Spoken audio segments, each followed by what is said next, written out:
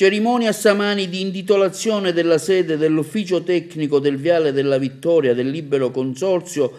vicino al Provveditorato agli Studi di Agrigento al compianto ingegner Paolo Palmisano. Presenti, oltre ai figli e ai parenti stretti, anche il commissario Raffo e l'autorità civile e militari. Il momento oggi è sicuramente bello sì, per voi. È stato un momento molto bello, siamo davvero felici di essere qua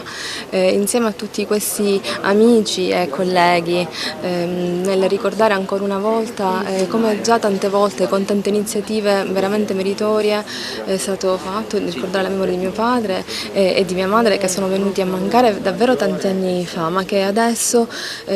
sicuramente fanno sentire ancora la loro presenza. Rinnoviamo veramente il ringraziamento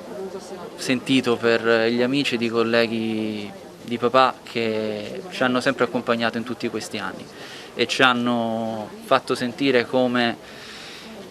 il rapporto con lui andava al di là del semplice rapporto lavorativo e come dicevamo poco fa ci hanno anche aiutato a conoscere meglio degli aspetti che altrimenti per noi sarebbero rimasti sempre in un certo senso nascosti della vita di papà e per questo non smetterò mai di ringraziarli. È una persona meritevole, anzi questo è niente rispetto a quello che avrebbe meritato, visto che è stato uno dei pionieri per ristabilire il sistema di lavoro negli enti pubblici ma anche nel sistema privato, cioè il lavoro di gruppo, coinvolgimento di tutti, responsabilizzare tutti e lui sempre pronto a dare il suo contributo per risolvere tutte le problematiche che man mano venivano portate a sua conoscenza. Quindi questo aspetto, poi la bontà di animo e tutte quelle che sono le caratteristiche della persona hanno fatto sì che venga ancora oggi ricordato come una persona speciale e quindi era necessario che venisse ricordato, ma altrettanto nello stesso tempo questa targa possa servire anche di stimolo